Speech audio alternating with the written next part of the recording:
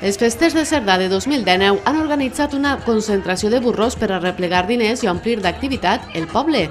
Amb la concentració, l'actuació de Pep Jimeno Botifarra, la volta que han pegat al municipi, la cagada de la burra i el dinar de cassoles, els veïns no han tingut temps d'avorrir-se en un dia que ha acompanyat pel bon oratge.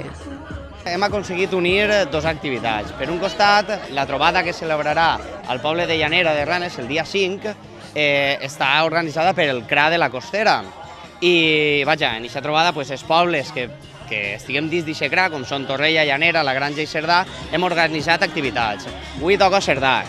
L'activitat d'avui l'hem combinat, o l'hem coordinat, millor dit, amb els festers de Sant Antoni, i bé, hem fet una activitat on tenim actuacions com la de Pep Jimeno Botifarra, tenim activitats per als xiquets, en pintacares, i en fi, moltes activitats.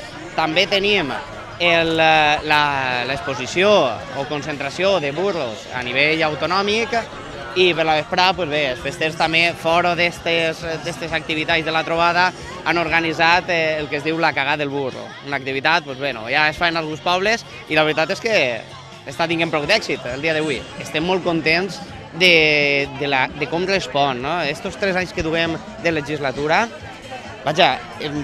pràcticament en el 99% de les activitats la gent està responent molt bé.